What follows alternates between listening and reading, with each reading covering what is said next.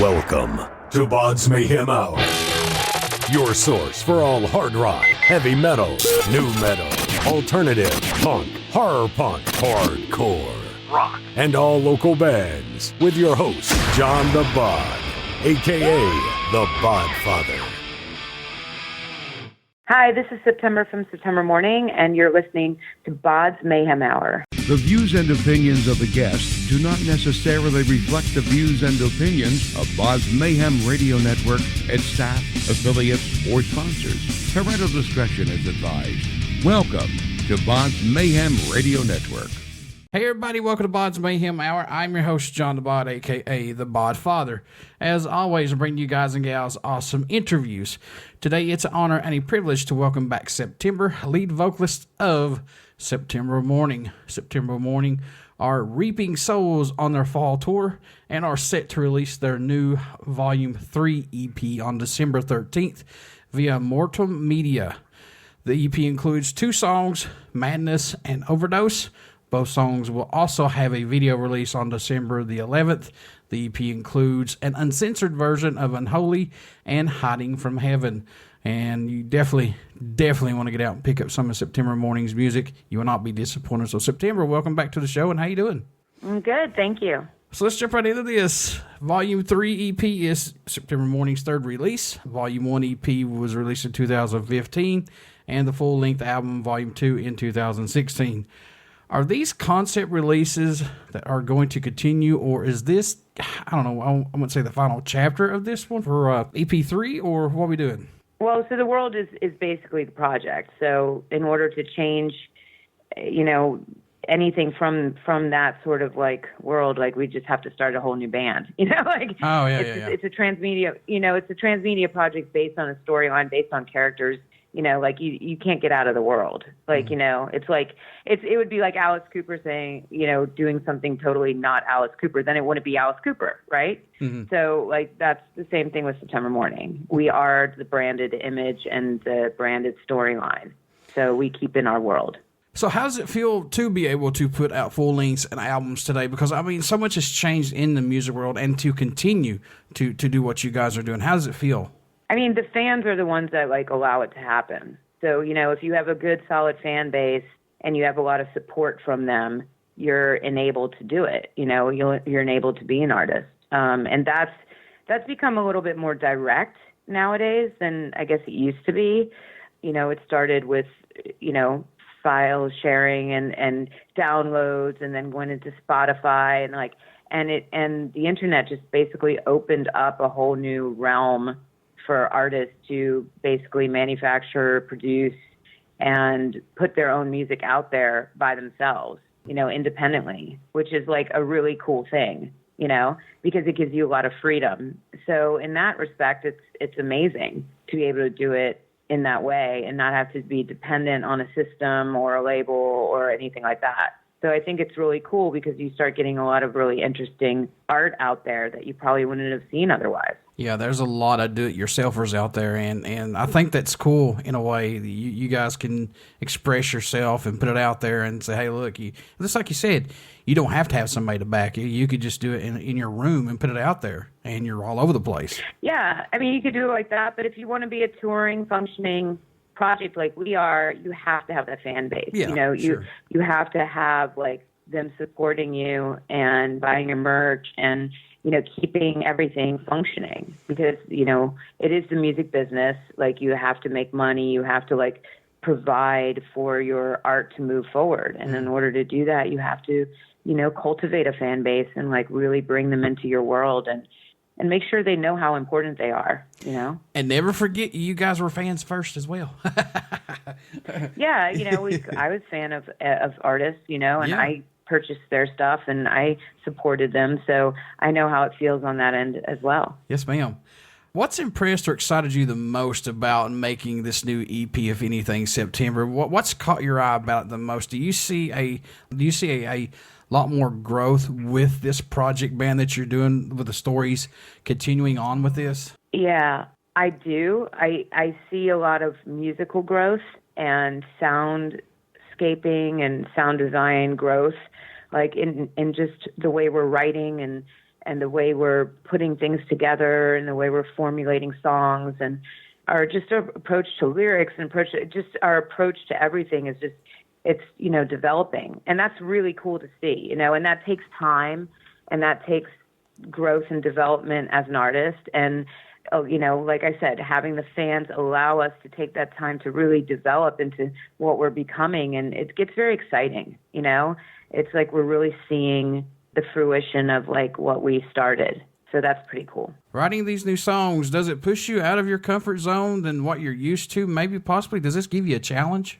Well, like I said, it's all about developing your songwriting and your skills and things like that. So like I said in the previous answer, it's kind of along the same sort of answer. It's like, we're developing our skills, we're developing our songwriting, and that just comes with time. And it comes with a good fan base of people that believe in you to allow you to do those developmental steps to really, formulate your sound and formulate your techniques. And I know my vocals have grown. I know my voice has changed a little bit and for the better. And I know that like my songwriting has developed and, I've learned different little tricks that like I never knew before that like work really well. Like there's just things that you learn in the process that you can't really teach somebody at the get-go. They just have to kind of like learn it for themselves. And I think that's what's so exciting about this whole process. Any tracks standing out more to you than any right now on the EP? I know you guys are close to these. I know it must change a lot, but do you have any that stand out for you? The song that's coming out called Overdose is one of my favorite songs that I've written in a while. And I just like it. I just think it screams like an arena song and it hits you really hard. It's super catchy. The content lyrically is really familiar but different. I don't know. It's just a good song. I like it. I think it's a good song. So, and Unholy is one of my favorite songs too. So that's always been a good one. Was it hard to choose between these current set of songs, which one you wanted to put out first for the single, or did you have outside help to help you guys decide? No, we kind of did it ourselves, and yeah, it was a little difficult, but we all kind of agreed like how we want to kind of place them out there. It kind of made sense once we finished the whole EP. What do you hope everyone takes away, or message you hope they hear while listening to any of September Mourning's music in general? What do you hope they get from it? I just want people to delve into the world and like want to know more about it, want to read the graphic novels, want to like know more about the characters, like, just be like more immersed in our whole language and our whole realm that we're creating. The songs were produced by 5-time Grammy Award-winning, and I hope I pronounced his last name right, Chris Lord Alge, and along with Josh Alge. Yeah, Lord Alge. That's what I thought, but I just going to say for that. Lord Alge, along with Josh Nappert and Nick Scott. Unholy was produced by Sahaj Ticton, who's worked with Motley Crue and Otherwise, Starset, and plus vocalist of Raw. So if you don't know who Raw is, folks, get out and check them out as well. Badass band. Yeah, Raw is a great band. Yes, yeah. They are. Sahaj is a phenomenal vocalist. Mm-hmm. Like, this guy is probably, to me, one of, I haven't worked with a lot of singers, but I've worked with a lot of singers, if you know what I mean. Yeah. And and I don't think nobody can touch Sahaj. Like he has a voice that's just kind of like, one of those just, he's pretty much pitch perfect. And he just has this voice that's just so like, it's familiar, but it's different. He sounds a little bit like Sting on some things. Like he's got that voice that's just a sexy ass voice, and it's great. So, you just want to listen to it. Makes so me I love Sahaj's voice. I've always been a big fan of his vocals, and so working with him was always just like so much fun for me because I love working with him. He's a great guy. And I always thought Raw was people put them so underrated, and I was like, I don't know, man. Oh, they were totally underrated. Yeah. Yeah. Yeah. Raw was a kick-ass band. They still are, and hopefully, like Saj said, they are going to be working on some new stuff here. Hopefully, that's what he. Well, he's going to be releasing something. I think he's releasing a new single early next year, and good. He's going to be on Shiprocked, and so he's going to be out there like doing some stuff. So, good. Yeah, if you haven't checked out Raw, definitely check them out. He's a great writer, and the band.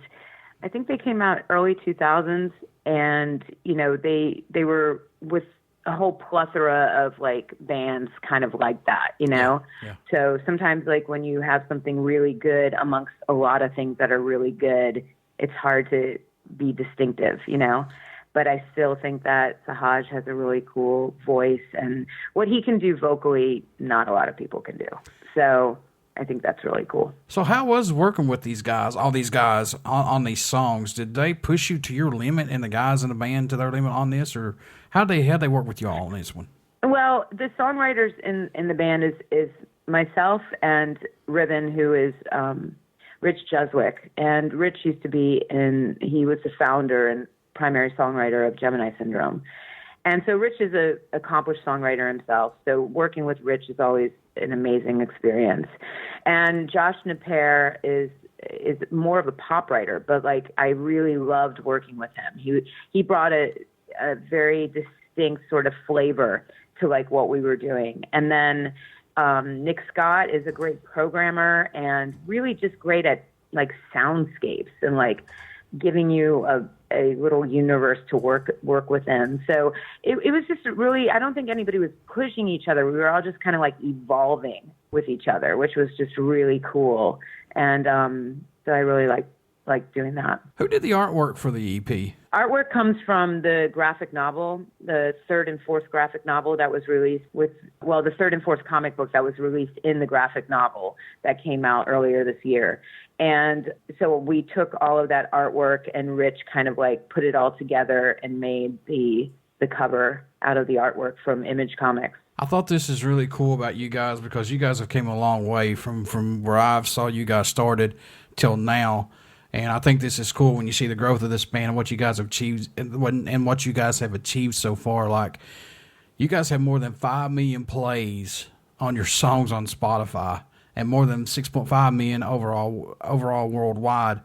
And, you know, your videos have been viewed more than 6.4 million times on YouTube. I don't even have, I got 367 followers, folks. They have 21,500 plus subscribers to their YouTube channel.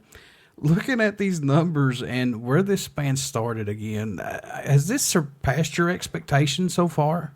No, not yet. It's getting there. We're growing, but I want it to be bigger. You always want it to be bigger as an artist. I think you always look at the big picture and like want things to grow astronomically. So like until we get up into the billion views and things like that, that's when I'll be a little bit more happy. So keep spreading the word. September Mourning Arena Tour, folks. Stadiums, arenas, everything. That's what we need. So are you still working on like graphic novels? I mean, along those lines, are we looking for more stuff coming out possibly soon with this? Yeah, so we did the first graphic novel, which had 4 comic books in it, and we're looking to start the second set of comic books to go into next year, and that's going to hold a whole new storyline. So we're very excited about it. People really kind of are digging into the story, and we get a lot of great feedback from it, and I love writing it. So, and we love playing the characters on stage, and it's just fun. That's going to be my next question. I like horror stuff, and I like the sci-fi stuff, and I like bands who take it to that next level, who want to be just characters and not, you know, a false name on stage. You know what I mean? It's like, yeah, it's like you want to have this story that you tell. Do you like this version of a band versus, say, like, I don't know, like Metallica or somebody like that, just a regular standard band? You know, what's your thoughts on that? You know, it just depends. Like sometimes it's like, you know, sometimes it's cool just to have that band that's just t-shirt and jeans up there playing music. But it all kind of comes down to like your aesthetic and what you really like. I come from a theater background, so for me, like I like things that are a little bit larger than life.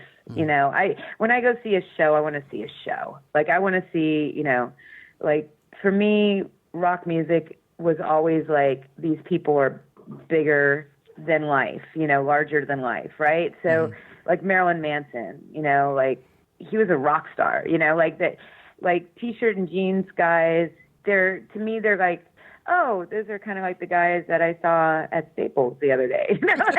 You know, it's like they could be like, you know, I mean, you know, it's not like, oh, wow. You know, I mean, I could pass them on the street and I wouldn't know who they are. Yeah. But, like, you're not going to pass Marilyn Manson on the street and not know who he is. You know what I'm saying? So, like, I don't know. There's, a certain aesthetic, but different strokes for different folks, you know? Like, different people like different things. So, but just personally for me, you know, there's a star quality about certain people. And even if they're in T-shirt and jeans, sometimes they still have that star quality.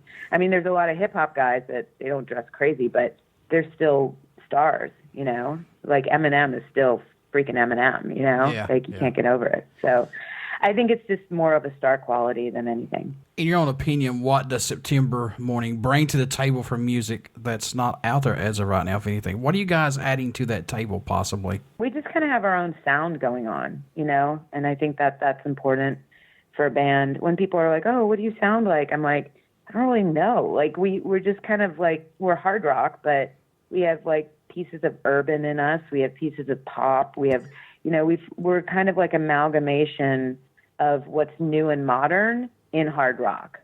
So, like, put the new and modern of what's current in, like, you know, popular culture, and then stick it in hard rock, and that's what you've got with us. And I think that's really cool. I think what's cool about you guys, and I said this earlier, and I'll say it again, is I like the theatrical thing with you guys. I love that Alice Cooper feel to you guys. You know what I mean? Like Power Man 5000, stuff like that. I like that, what you guys are doing. I think it's creepy, but it's cool, but yet that sci-fi turn to it.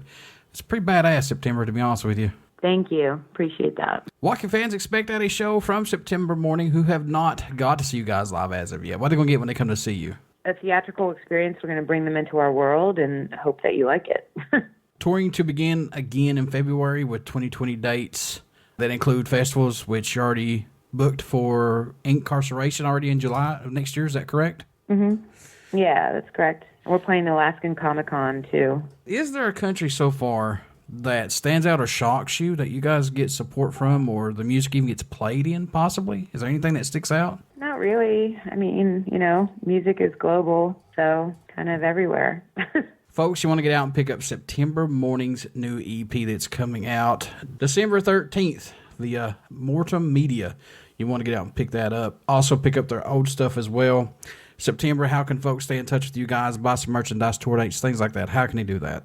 If they just go to SeptemberMourning.com, and that's MOURNING.com, you'll find all of our links to all of our socials on there. You'll find links to merch. You'll find all of our tour dates and everything like that. So you can probably get everything from that hub. And before I let you go, would you care to do a promo for my show? Sure. Hi, this is September from September Mourning, and you're listening to BODS Mayhem Hour. Everybody stick around. We got some great stuff coming up, and you only hear these interviews right here on BODS Mayhem Hour and BODS Mayhem Radio Network. Please get out and pick up September Mourning's new EP that's coming out December 13th called Volume 3 via Mortem Media. Also get out and check out our Facebook page. It has our podcast link and our YouTube link. Subscribe to our YouTube link because anything and everything that we have will be going up on our YouTube link. And also, too, we have a podcast link that's going to be launching very soon, but I don't know how long it's going to take because it's going to be a while before we get all that loaded up because there's a lot of stuff that needs to be up there, folks, so we're working on that for you all. Also, please stick around. We got some great stuff coming up, and we only do this for you guys and gals out there. Thank you all so much for your support and the ones who still follow me. I truly appreciate you. Thank you.